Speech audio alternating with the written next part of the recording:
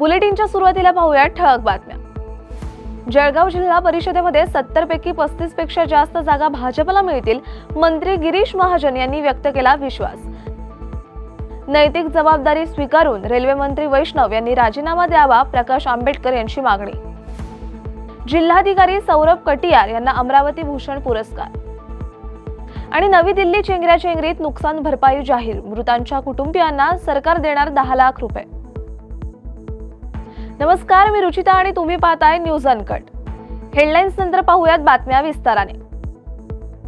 स्वबळावर निवडणूक लढवण्याचा नारा मी अद्याप दिलेला नाही, मात्र जळगाव जिल्हा परिषदेमध्ये 70 पैकी 35 पेक्षा जास्त जागा भाजपला मिळतील असा विश्वास मंत्री गिरीश महाजन यांनी व्यक्त केलाय।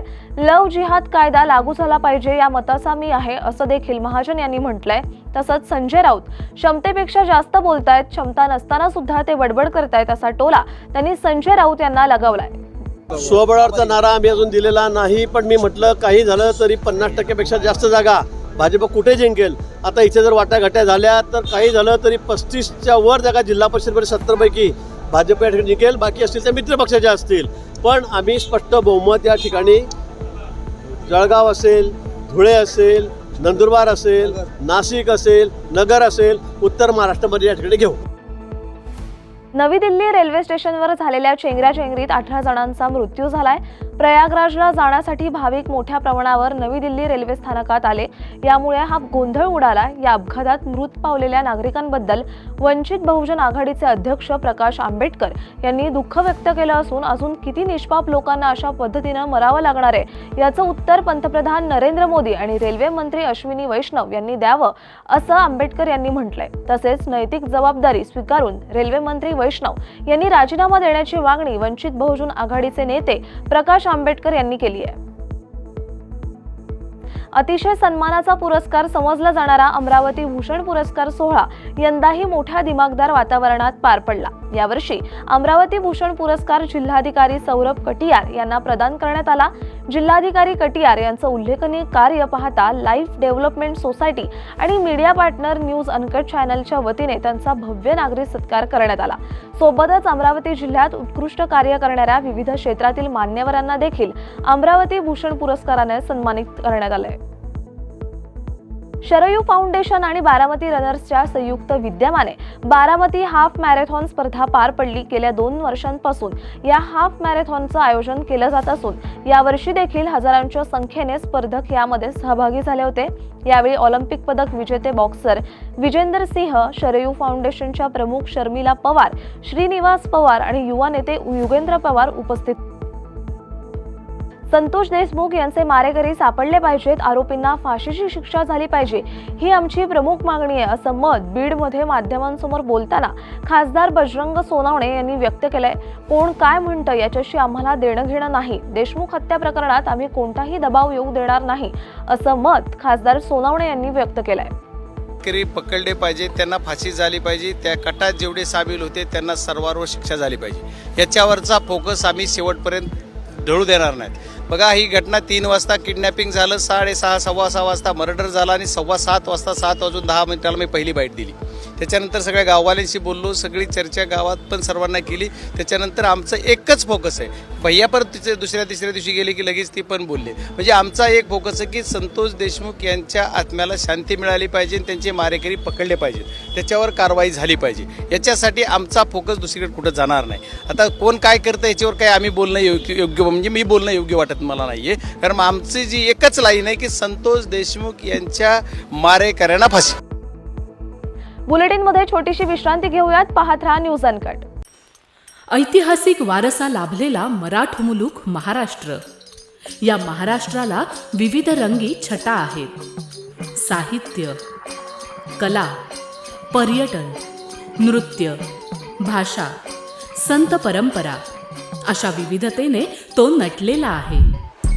हीच गौरवशाली विविधता जपत सुवरंग मराठी केवळ महाराष्ट्राच्या सांस्कृतिक संहितेपुरते मर्यादित न राहता समकालीन नवकल्पनांवर आधारित कार्यक्रमांद्वारे मराठी मनोरंजन विश्वात स्वतःची एक अनोखी जागा निर्माण करत आहेत। मराठी मनोरंजन क्षेत्रातील उत्तम दिग्दर्शक, लेखक आणि निर्मात्यांच्या प्रतिभेचा पुरेपूर वापर करून मनोरंजनाचा आगळा वेगळा रंग उधळण्यास आम्ही सज्ज आहोत। स्वरंग मराठीचे उद्दिष्ट मराठी मनोरंजन क्षेत्रामध्ये मनोरंजनाची वहिवाट सोडून रूढीवादी पद्धती तोडून मनोरंजनाचा समृद्ध अनुभव प्रदान करून देण्याचा आहे। म्हणूनच यात विविध पद्धतीचे मनोरंजक आणि माहितीपूर्ण कार्यक्रम स्वरंग मराठीवर बघता येतील। शेवटी एकच, धकाधकीच्या जीवनात धांगडधिंगा करण्यापेक्षा बसूया, हसूया, गाऊया, जगूया। नाती गोती श्रावण मोती गावामधले जिवंत रंग, नाती गोती श्रावण मोती गावामधले जिवंत रंग। चला जोडूया, चला पाहूया, जशी संस्कृती तसा स्वरंग। विश्रांतीनंतरची महत्त्वाची बातमी।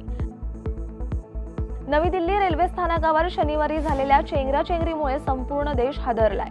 या घटनेत आतापर्यंत 18 जणांचा मृत्यू झाल्याची माहिती समोर आली आहे। ही संख्या आणखी वाढण्याची शक्यता देखील वर्तवली जाते। या चेंगराचेंगरीत मृत्युमुखी पडलेल्या मृतांच्या कुटुंबियांना 10 लाखांची भरपाई जाहीर करण्यात आली आहे। त्याचबरोबर गंभीर जखमींना 2.5 लाख रुपये आणि किरकोळ जखमींना 1 लाख रुपयांची भरपाई देण्यात येणार आहे, अशी माहिती रेल्वे प्रशासनाने दिली आहे।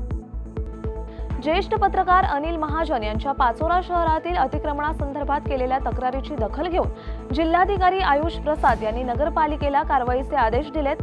त्यानुसार पाचोरा शहरातील अतिक्रमण काढण्यास सुरुवात झाली असून शहरातील काही परिसर अतिक्रमण मुक्त झालाय। यामुळे शहरवासियांनी समाधान व्यक्त केलंय। मात्र या कारवाईमुळे अतिक्रमणधारकांमध्ये खळबळ उडाली आहे। साहेब, काय सांगाल, आज आपण नगरपालिकेच्या माध्यमातून अतिक्रमण मोहीम काढली। आज आपण या ठिकाणी जे नगरपालिकेच्या जागेवर शॉपिंग कॉम्प्लेक्स आपला जो एरिया आहे त्या एरियामध्ये जी पार्किंग किंवा इतर याच्यासाठी जागा जी राखीव होती त्याच्यावर बऱ्याच दिवसांपासून अतिक्रमण केलेलं होतं आणि विशेषतः या ठिकाणी अवैध धंदे काही चालत होते।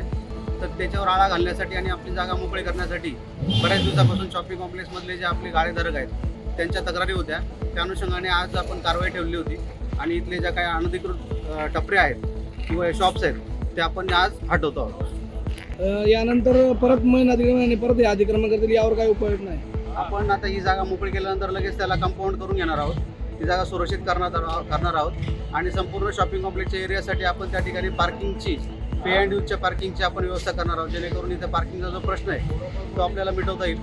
आजच्या या कारवाईसाठी पोलीस विभागाने आम्हाला सहकार्य केलं आहे, त्यांचे कर्मचारी देखील उपस्थित आहेत। संभाजीनगरच्या फरदापूर पोलीस ठाणे येथे शिवजयंती उत्सवाच्या अनुषंगाने शांतता समिती बैठक घेण्यात आली। यावेळी उपविभागीय पोलीस अधिकारी दिनेश कोल्हे व पोलीस सहाय्यक निरीक्षक प्रफुल्ल साबळे यांनी मार्गदर्शन केलं। मिरवणुकीमध्ये येणाऱ्या अडचणी व इतर बाबींमध्ये बैठकीमध्ये आढावा घेण्यात आला। तसेच मिरवणूक शांततेत पार पडण्याचे सर्वांना आवाहन करण्यात आले। मध्य प्रदेशच्या सीमेलगत उमरटी गावाजवळ पोलिसांचं अपहरण केल्याची घटना घडली आहे। उमरटी गावामध्ये गावठी बनावटीचं पिस्तूल बनवत असल्याची माहिती पोलिसांना मिळाली होती। यावेळी पिस्तूल विकणाऱ्याला ताब्यात घेताना पोलीस आणि विक्रेता यांच्यामध्ये झटपट झाली। यावेळी एका पोलीस कर्मचाऱ्याचं अपहरण करण्यात आले, अशी माहिती पोलीस अधीक्षक महेश्वरी रेड्डी यांनी दिली आहे। अपहरण झालेल्या पोलीस कर्मचाऱ्याची सुखरूप सुटका करण्यात आली आहे। स्टेशनचं पीए आणि काही कर्मचाऱ्यांना गोपनीय माहिती प्राप्त झालं की उमरटी गाव आहे, ज्या उमरटी गावामध्ये काही एक समाजाचे लोक देशी कट्टा बनवतात, खूप वर्षापासून बनवतात। तिथलं एक माणसं मोठ्या आर्म्स प्रत्येकानं खूप लोकांना पुरवतात, अशा गोपनीय माहिती प्राप्त झाल्या होत्या। गोपनीय माहिती आधारित त्यांना एक पंटरने अरेंज केलं होतं। त्या पंटरने ही वेपन घेण्याचं कारण सांगून म्हणजे आपल्या हद्दीमध्ये बोलवून घेतलं होतं। आपल्या हद्दी आणि त्यांच्या हद्दीत मधलं फक्त एक ब्रिज आहे 100-150 मीटरचं, तेवढंच आपलं दोघांचं मधलं कनेक्शन आहे। ब्रिजच्या पलीकडे आपलं हद्दीत आलं होतं आणि ते बोलून घेतलं की त्या माणसं इथं आला आणि आल्यानंतर म्हणजे तिथं आपला एक अधिकारी आणि 7 कर्मचारी तिथं होता। त्यांना आरोपीनं हात धरलेलं ॲप्रेंट केलं। त्याच्यानंतर अचानकपणे त्यांचं पलीकडचं ते समाजाचं 100-150 लोक अचानकपणे आपला पोलीस स्टाफ जवळ आला आणि पोलिसांवरती हल्ला करायचा प्रयत्न केला आणि ते मॉबपैकी कोणतरी एक 1-2 बुलेट हवेत फायर केलं। पुरंदरच्या आंबळे गावातील जगताप वस्तीवर चाकूने वार करून एका शेतकऱ्याचा खून करण्यात आलाय. यात 40 वर्षीय अविनाश मल्हारी जगताप यांचा मृत्यू झालाय. या प्रकरणी जेजुरी पोलिसात 55 वर्षीय बाळूदास काळूराम जगताप यांच्या विरोधात गुन्हा दाखल करण्यात आलाय. शेतातील विहिरीच्या पाण्याच्या पाळीवरून हा वाद झाला असल्याची प्राथमिक माहिती समोर आली आहे. बुलेटिनमध्ये छोटीशी विश्रांती घेऊयात. पाहत राहा न्यूज अनकट. ऐतिहासिक वारसा लाभलेला मराठ मुलूक महाराष्ट्र. या महाराष्ट्राला विविध रंगी छटा आहेत. साहित्य, कला, पर्यटन, नृत्य, भाषा, संत परंपरा अशा विविधतेने तो नटलेला आहे. हीच गौरवशाली विविधता जपत सुवरंग मराठी केवळ महाराष्ट्राच्या सांस्कृतिक संहितेपुरते मर्यादित न राहता समकालीन नवकल्पनांवर आधारित कार्यक्रमांद्वारे मराठी मनोरंजन विश्वात स्वतःची एक अनोखी जागा निर्माण करत आहेत. मराठी मनोरंजन क्षेत्रातील उत्तम दिग्दर्शक, लेखक आणि निर्मात्यांच्या प्रतिभेचा पुरेपूर वापर करून मनोरंजनाचा आगळा वेगळा रंग उधळण्यास आम्ही सज्ज आहोत. स्वरंग मराठीचे उद्दिष्ट मराठी मनोरंजन क्षेत्रामध्ये मनोरंजनाची वहिवाट सोडून, रूढीवादी पद्धती तोडून मनोरंजनाचा समृद्ध अनुभव प्रदान करून देण्याचा आहे. म्हणूनच यात विविध पद्धतीचे मनोरंजक आणि माहितीपूर्ण कार्यक्रम स्वरंग मराठीवर बघता येतील. शेवटी एकच, धकाधकीच्या जीवनात धांगडधिंगा करण्यापेक्षा बसूया, हसूया, गाऊया, जगूया. नाती गोती श्रावण मोती गावामधले जिवंत रंग. नाती गोती श्रावण मोती गावामधले जिवंत रंग. चला जोडूया, चला पाहूया, जशी संस्कृती तसा स्वरंग. विश्रांतीनंतरची महत्त्वाची बातमी. अवैधरित्या रेती वाहतूक करणाऱ्या ट्रॅक्टरवर भंडाऱ्याच्या सिहोरा पोलिसांनी कारवाई करून 5,02,000 रुपयांचा मुद्देमाल जप्त केलाय.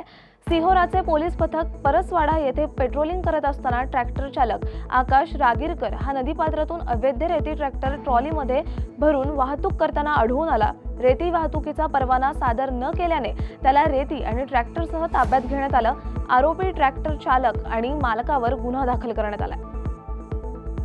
जालन्यात अज्ञातांनी व्यापारास मारहाण करून लूटमार केल्याची घटना घडली आहे. जालना शहरातील कन्हैयानगर वनपरिक्षेत्र परीक्षण केंद्रासमोर ही घटना घडली आहे. जालन्यातील जनावरांचे व्यापारी असलेले जाबाज बुढन कुरेशी हे देऊळगाव राजा येथून जनावरांचा बाजार आटपून जालन्याकडे येत होते. यावेळी कन्हैयानगर ते सिंदखेड राजा चौफुली दरम्यान बायपासवर काही अज्ञात इसमांनी त्यांना जबर मारहाण करून त्यांच्याकडून लाखो रुपयांची रोख रक्कम लुटून नेली आहे. छत्रपती संभाजीनगर महापालिकेच्या आयुष्मान रुग्णालयात कार्यरत असलेल्या नर्सच्या तिच्या प्रियकरानेच लासूर स्टेशन येथील आपल्या शेतात नेऊन खून केल्याची घटना उघडकीस आली आहे. खुनानंतर आरोपीने शेतातल्या एका पडक्या खोलीत प्रेत पुरून टाकल्याचा धक्कादायक प्रकार तपासात निष्पन्न झाला असून इरफान शेख या आरोपीला पोलिसांनी अटक केली आहे. या प्रकरणी कदीम जालना पोलीस पुढील तपास करतायत. या बातमीसह या बातमीपत्रात वेळ झाली आहे. इथेच थांबायची. पाहत राहा न्यूज अनकट.